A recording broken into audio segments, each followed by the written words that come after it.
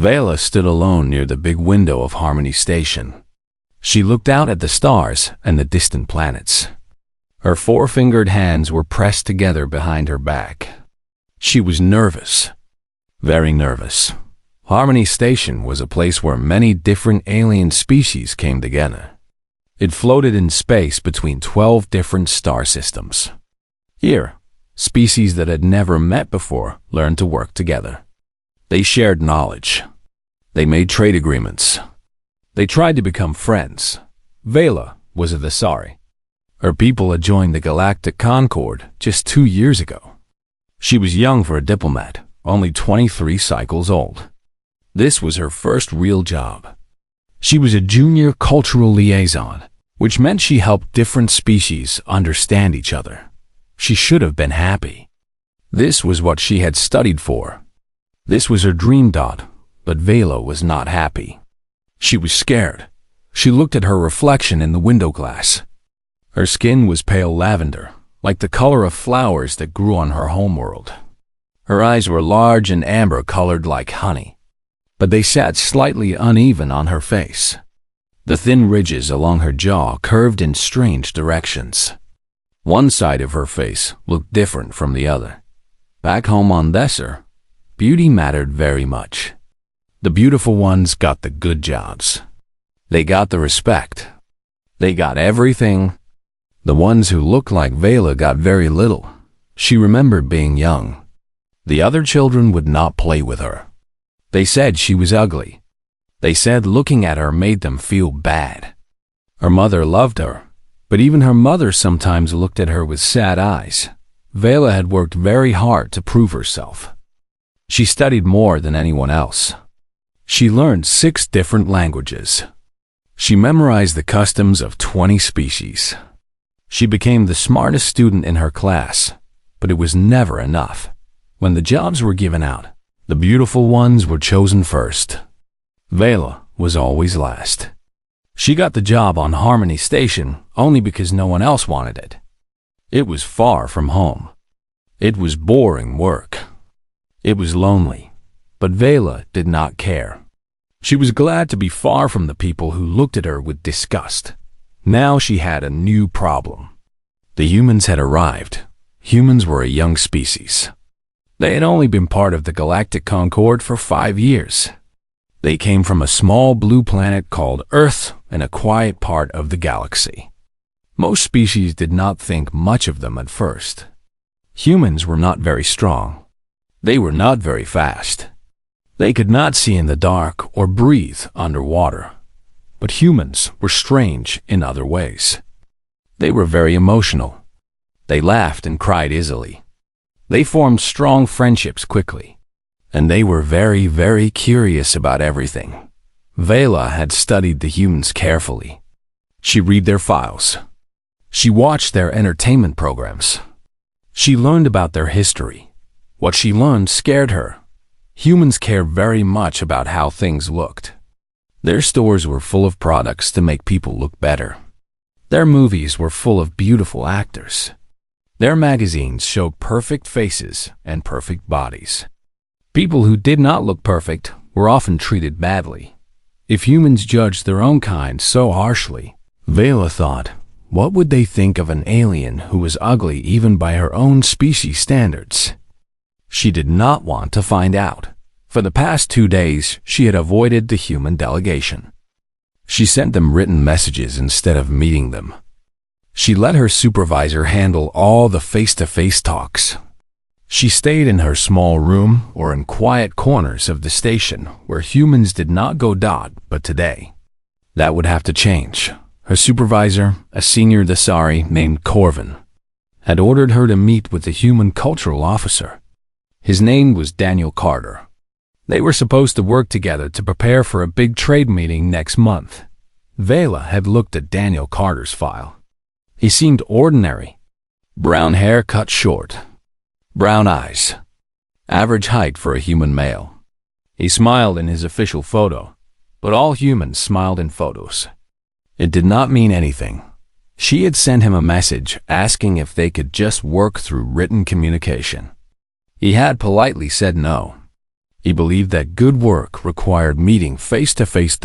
So here she was, standing outside the conference room, trying to make herself go inside. Her hearts beat fast. The Zari had two hearts, and both of them were pounding. She thought about all the things that could go wrong. He would see her face and try not to show his disgust. He would be polite but cold. He would ask to work with someone else.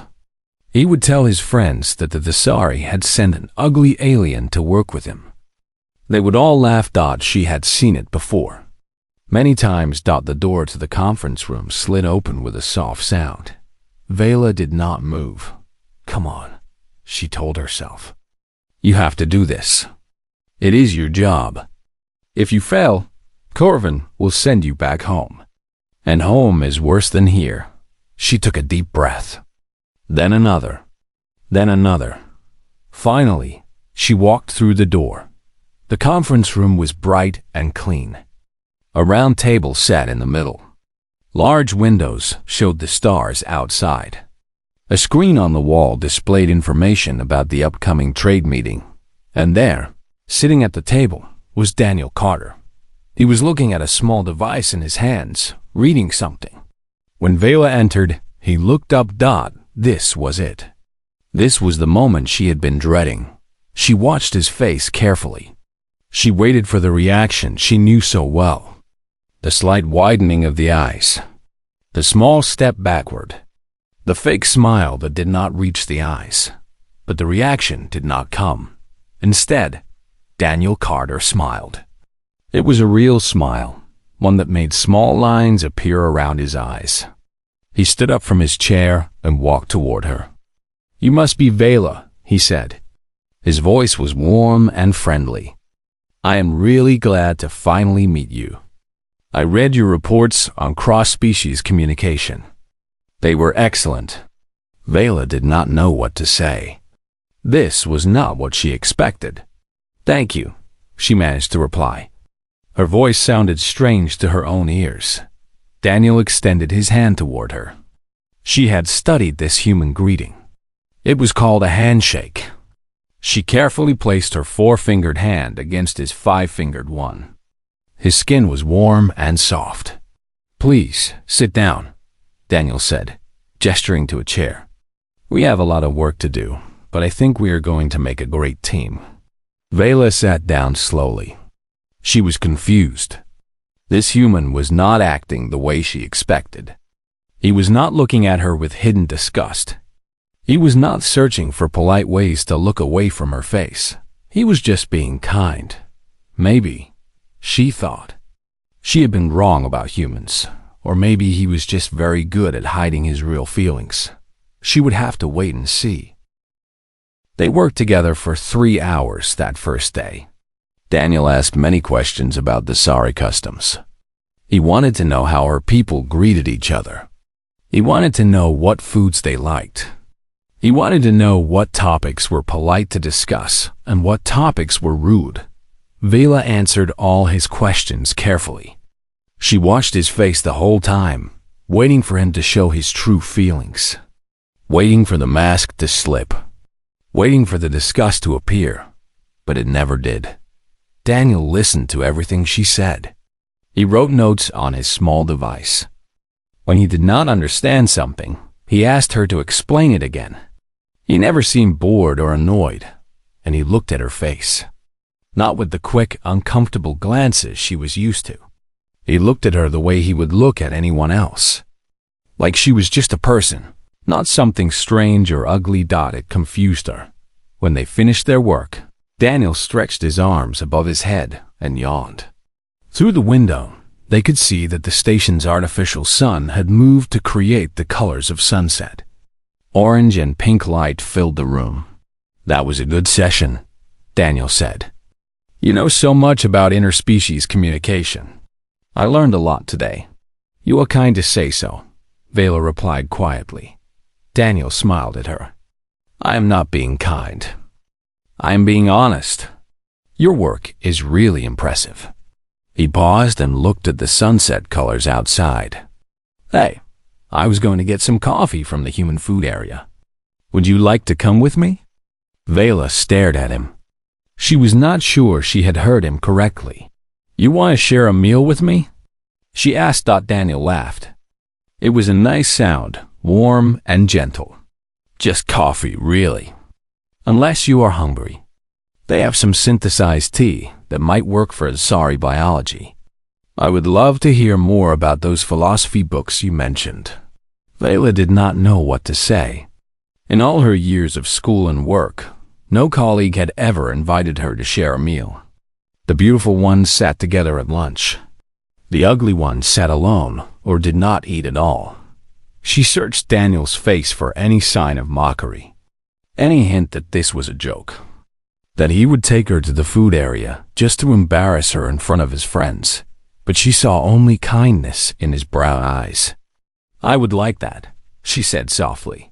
They walked through the station together. The corridors were busy with aliens of many different species. Tall Valanthi with shining scales, short Grunder with rocky skin, floating mycelians that looked like glowing clouds, and here and there more humans.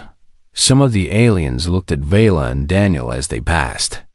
Vela was used to being looked at, but this felt different. The looks were curious, not disgusted. The human food area was small and simple. White tables and chairs, machines along the walls that made food and drinks, a window that looked down at the planet below, a world of blue oceans and white clouds. Daniel led her to a table near the window. "Wait here," he said. "I will get us something." Vela sat down and watched him walk to one of the food machines. He pressed buttons and spoke to the machine. A minute later, he came back with 2 cups. One had dark brown liquid. The other had something golden and clear. "This is chamomile tea," he said, placing the golden cup in front of her. "It is made from flowers on earth. It is gentle and a little sweet.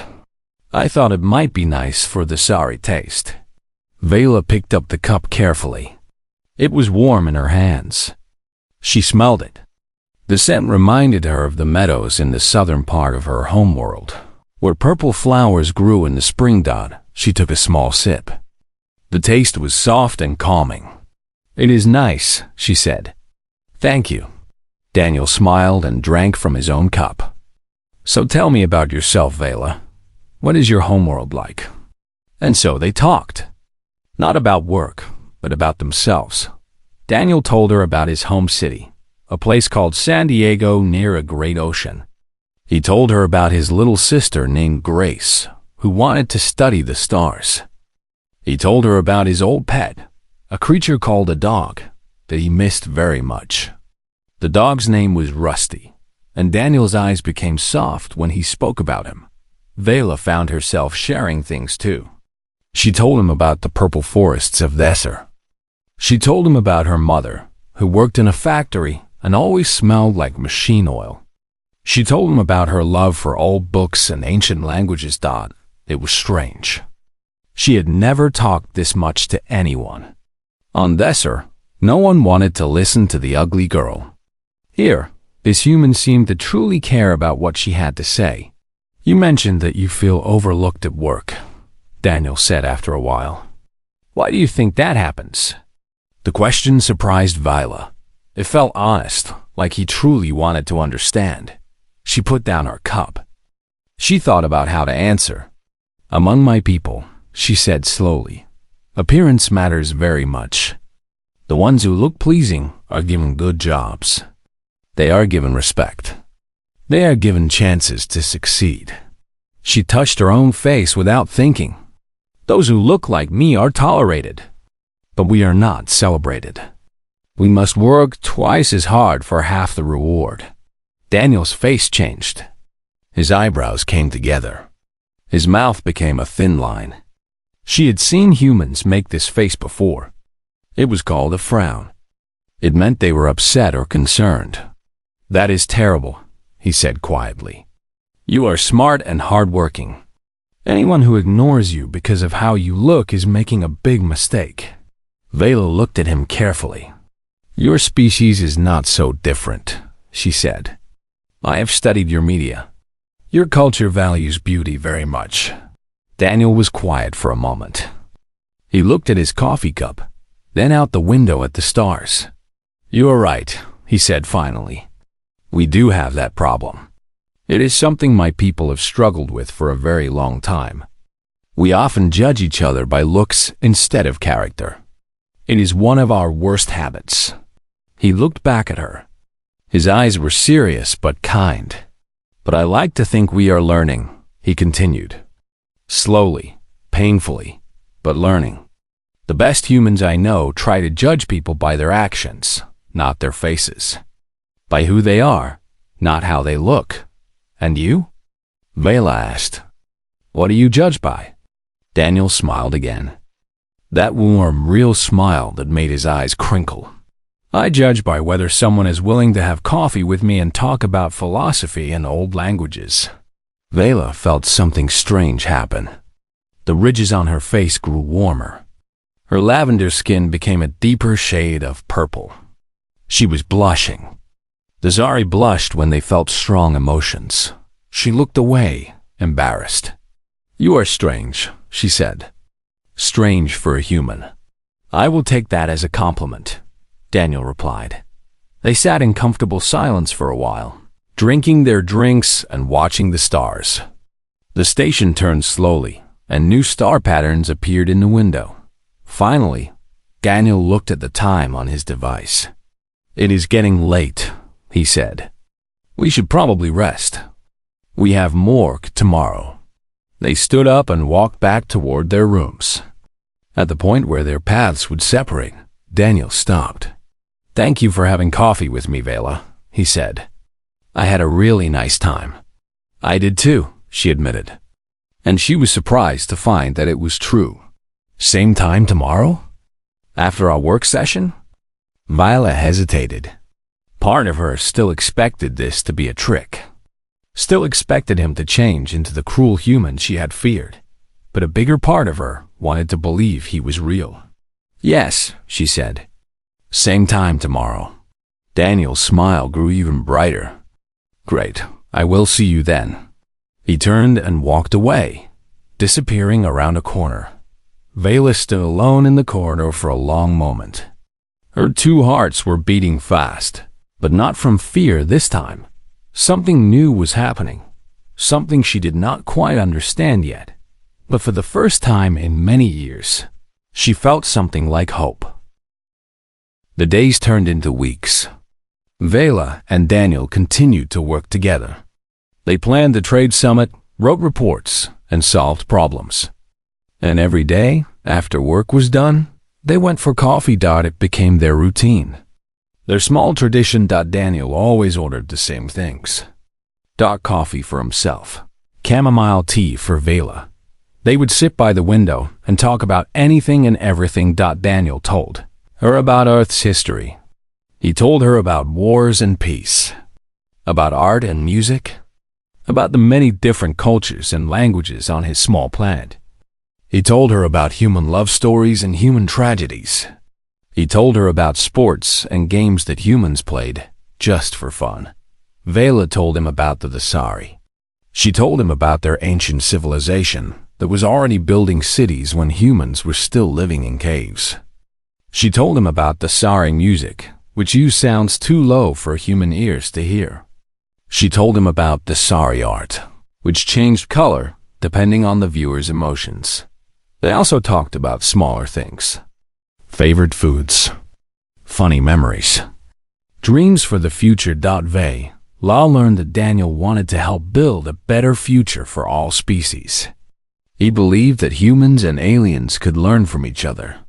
He believed that understanding was possible, even between very different beings. Daniel learned that Vela wanted to write a book someday, a guide to help different species communicate better. She had been working on it in secret for years, adding notes whenever she learned something new. "That sounds amazing," Daniel said when she told him. "You should finish it." "Maybe someday," Vela replied. "When I have time." "Make time," Daniel said seriously. "Important things deserve time." Other people on the station began to notice their friendship. Some were curious. Some were confused. A few were disapproving. Vela heard whispers when she walked through the corridors. The Lazari girl and the human, people said. How strange. She tried not to let it bother her. She had heard whispers her whole life. These were no worse, but one day, something happened that changed everything. Vela and Daniel were working in the conference room. They were reviewing trade agreements, a boring but necessary task. Suddenly, the door opened and a group of Volanti entered. The Volanti were a beautiful species. Their skin was covered in scales that shined like jewels. Their eyes were large and violet. Their movements were graceful like dancers. Everyone admired the Volanti. There were 4 of them, 3 males and 1 female. The female was especially beautiful, with scales that changed from blue to green to gold in the light. "Excuse us," the lead Volanti said. "We were told this room was empty." "We are using it," Daniel replied politely. "But we can share if you need space." The Volanti looked at Daniel, then at Vila. The beautiful female made a face of disgust. She did not try to hide it. "We will find another room," she said coldly. Her eyes stayed on Vela for a long moment. "I see that the Asari send their lowest representatives to work with the humans." Vela's 2 hearts stopped. She felt frozen, like ice had grown inside her chest. Daniel stood up from his chair. His face was calm, but his eyes were hard. "What do you mean by that?" he asked. The Volanti female laughed. It was not a nice laugh. "Look at her. Even among her own ugly species, she is considered defective. No proper Asari would be seen with her. But I suppose humans cannot tell the difference." The other Volanti laughed too. Then they left the room, still making sounds of amusement. The door closed behind them. Silence filled the room. Vela could not move. She could not speak. She stared at the door, wishing she could disappear, wishing the floor would open and swallow her whole. This was her greatest fear. Not just that people saw her ugliness, but that they would speak it out loud. That they would name the thing she hated most about herself. She heard movement beside her. Daniel had walked around the table and was now standing next to her chair. "Vela," he said softly, "are you okay?" She shook her head. She did not trust her voice. "Those Volanti were cruel and wrong," Daniel said. "What they said was not true." "It is true," Vela whispered. Her voice broke. "I am defective. I have always been defective. I do not know why I thought I could escape it. Even here, so far from home, it finds me." She felt something wet on her face. The sorry tears. They were silver-colored and ran slowly down her lavender skin. "Hey," Daniel said gently. He knelt down beside her chair so that his face was level with hers. "Look at me." Vela did not want to look at him. She did not want to see pity in his eyes. Or worse, agreement. But something in his voice made her turn her head. His face was full of emotion. Not pity, not disgust. Something else. Something warm and fierce at the same time. "Those aliens are fools," he said firmly. "They see only the outside. They know nothing about who you really are. The outside is what matters," Vela replied. "It is all anyone sees." "Not everyone," Daniel said. "Not me." Vela blinked. "What do you see?" Daniel was quiet for a moment. When he spoke, his voice was soft but certain. "I see someone who works harder than anyone I have ever met. I see someone who learned 6 languages because she loves understanding other cultures. I see someone who is patient and kind, even when people are cruel to her. I see someone who makes me laugh and makes me think." He paused. "I see my friend, and she is beautiful in ways those Volanti could never understand." Vela stared at him. No one had ever said such things to her. No one had ever called her beautiful. Not even as a kind lie. "You do not have to say that," she whispered. You do not have to be nice to make me feel better. I am not being nice, Daniel said. I am being honest. And I am sorry that you have spent your whole life surrounded by people who could not see what I see. That is their failure, not yours. He reached out and gently touched her hand. His fingers were warm against her cool skin. You deserve better, Vela. You deserve to be seen. They sat like that for a long time. Neither of them spoke. Outside the window, the station turned slowly, and the stars wheeled past like ancient lights. Finally, Vela took a deep breath. She wiped the silver tears from her face. Thank you, she said. No one has ever said such things to me.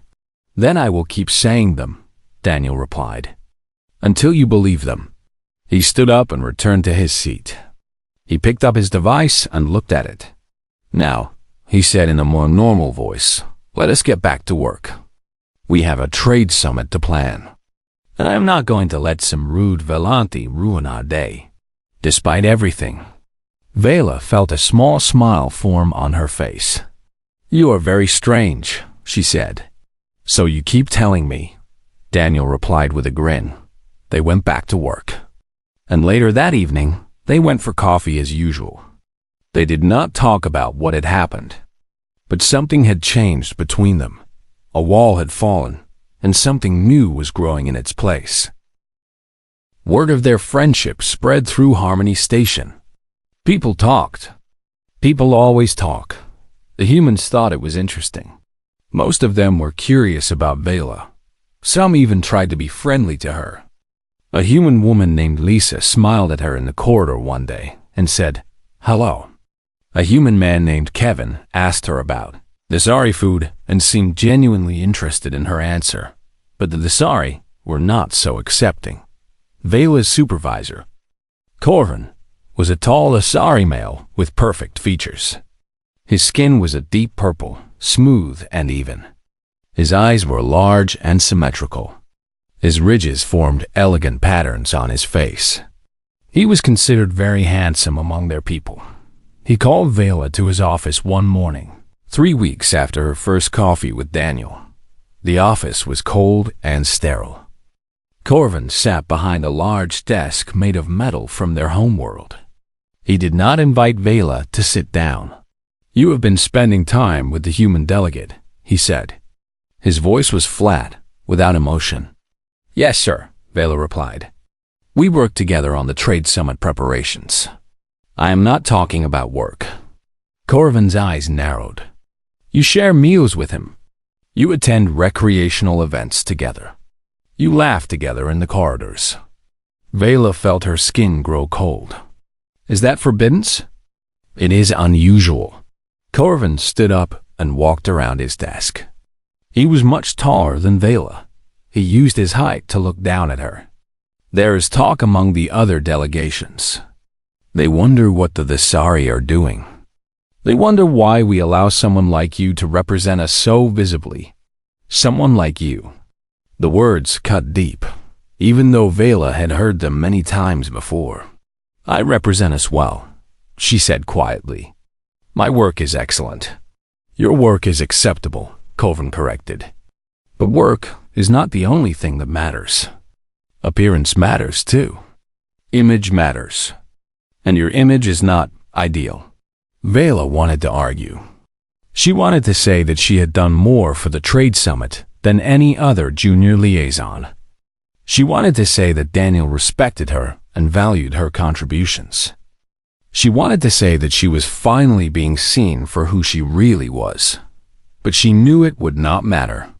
Corvin had already made up his mind. The humans are a young species, Corvin continued. They are easily fooled. They do not understand beauty the way more advanced species do.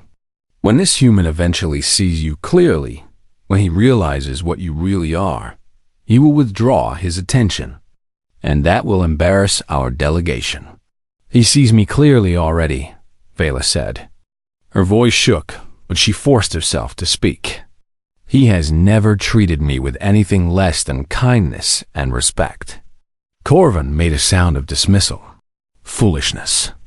He's being polite because he does not know better. But he will learn. They always do. He walked back to his desk and picked up a data tablet. I am reassigning you, he said. Starting tomorrow, you will work in records management. Your replacement, a more suitable representative, will handle direct human contact. Records management. It was the place where unwanted people were sent. The place where careers went to die. Vela had seen others sent there before. They were never heard from again. You cannot do this, she heard herself say. Corvin looked up, surprised by her tone. I can. I am your supervisor. My work has been excellent. The humans requested me specifically.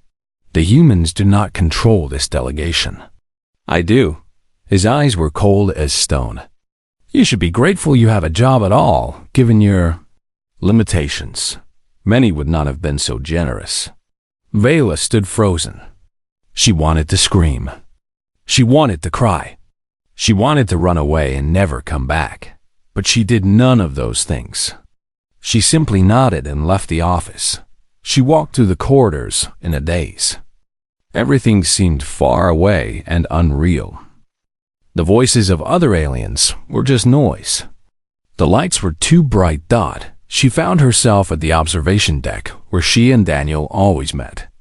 She sat on the bench near the window and stared at the stars. This is how it has always been, she thought. This is how it will always be. There is no escape. Vela? She looked up. Daniel was standing in front of her, his face full of concern. I heard what happened, he said. Word travels fast on this station. He sat down beside her. Are you okay? She shook her head slowly. I am being sent to records management. It is a place for people who are not wanted. I will spend my days organizing old files. I will never see another alien face to face. My career is over. That is not right, Daniel said. His voice was hard with anger, but not at her. You are the best liaison on this station. Everyone says so. The other delegations ask for your input specifically. It does not matter. Corvin says I am not suitable for public roles. He says my appearance reflects poorly on the Thesari. Daniel was quiet for a long moment. When Vela looked at his face, she saw something she had never seen before. His jaw was tight. His hands were clenched. His eyes burned with a fire that scared her a little. This is wrong, he said finally, and I am not going to let it happen. What can you do? You are not Thesari. You have no power over my delegation, maybe not directly. Daniel stood up. But I am going to talk to my delegation chief. The human government values good people, no matter what they look like. If the Thesari will not recognize your worth, maybe we can request you as a permanent liaison to the human team. Vela stared at him. You would do that for me? In a heartbeat. He reached down and took her hand in his. His fingers were warm and strong. Listen to me, Vela. You deserve to be seen. You deserve to be valued. Not just by me, but by everyone. I'm going to fight for you. But why? Tears were forming in her eyes again. Why do you care so much? Daniel smiled. It was a sad smile, but also determined. Because you are my friend, he said simply. And friends do not let friends get pushed aside by small-minded fools. He squeezed her hand once, then let go. Wait here, he said. I am going to fix this. He walked away quickly, his footsteps echoing in the corridor. Vela sat alone on the bench. Her mind was spinning. No one had ever fought for her before. No one had ever stood up for her. Not her teachers, not her colleagues, not even her own family. But this strange human from a small blue planet was willing to fight. For her, she did not know if he would succeed. Corvin was powerful, and the Thesari were proud. They did not like to be told what to do by other species. But for the first time in her life, Vela felt like she was not alone. Someone was in her corner. Someone saw her. And that changed everything. She looked out at the stars. Somewhere out there was Earth, Daniel's homeworld. A small planet full of strange, emotional creatures who judged each other by looks, but also fought for their friends. Maybe, she thought, humans were not so bad after all. Maybe they were exactly what the galaxy needed. She wiped her eyes and waited. Whatever happened next, she would face it. She was not alone anymore.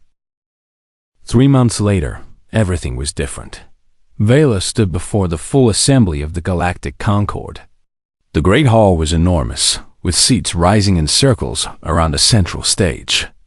Representatives from every member species sat in their designated areas. Hundreds of eyes watched her. She wore a silver sash across her chest. It was the mark of a senior cultural ambassador, a position that had never existed before. The presiding officer, a wise old Corvani with silver feathers, spoke into a device that carried his voice to every corner of the room. "We gather today to honor someone special," he said. "Someone who has shown us what true diplomacy looks like. Someone who has bridged gaps between species through patience, wisdom, and kindness." Vela's 2 hearts pounded, but not from fear this time. From something else. Something like pride.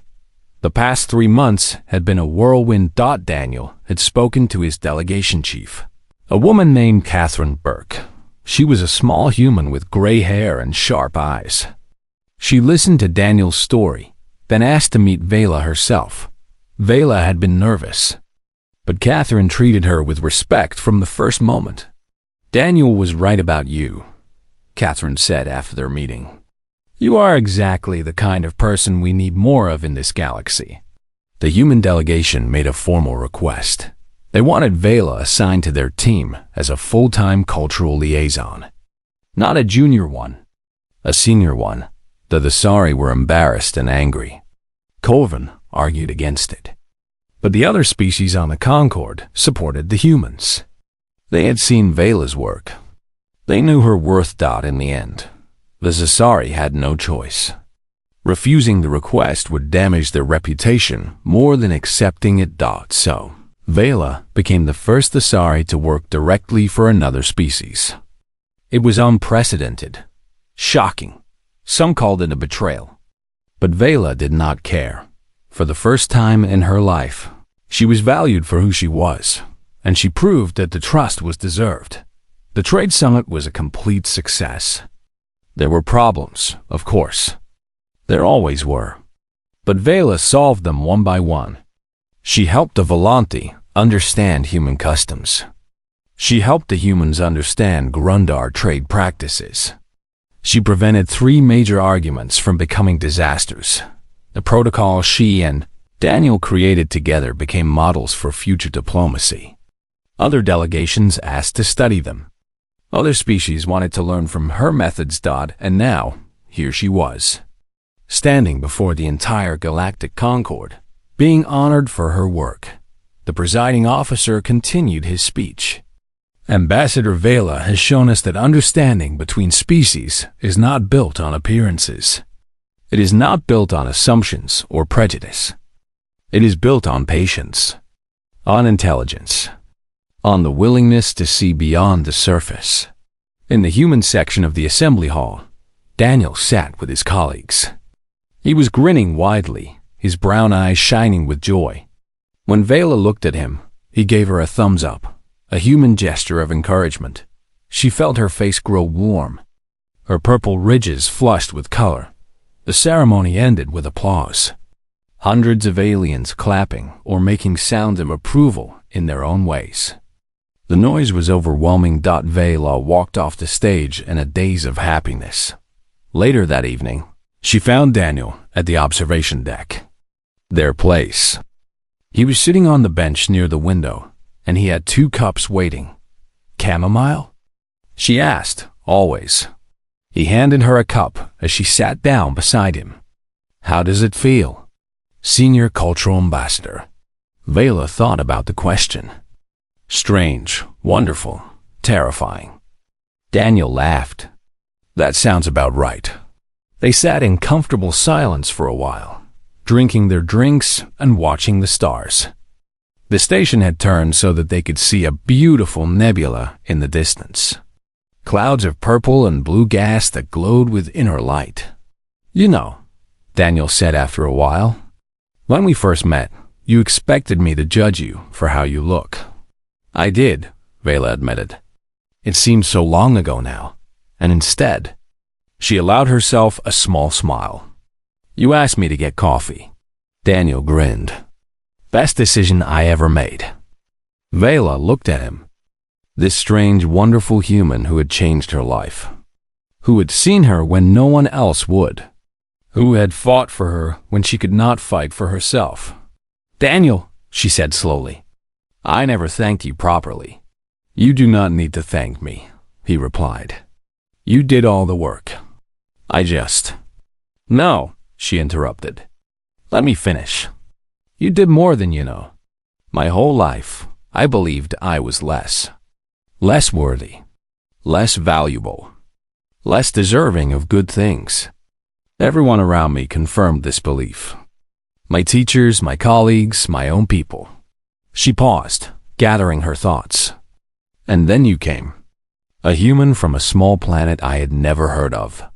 And you looked at me like I was normal, like I was just a person. Not ugly, not defective. Just Vela. Daniel's face softened. That is because you are just Via, and Viola is pretty amazing. I am starting to believe that, she said quietly. Because of you. They looked at each other for a long moment. Something passed between them. Something neither of them fully understood yet. What happens now? Daniel asked. You are a senior ambassador. You could go anywhere. Do anything. Vela considered the question. The Concord has asked me to write a guide for interspecies communication. My book. The one I always dreamed of writing. That is wonderful. You have to do it. I will. She smiled.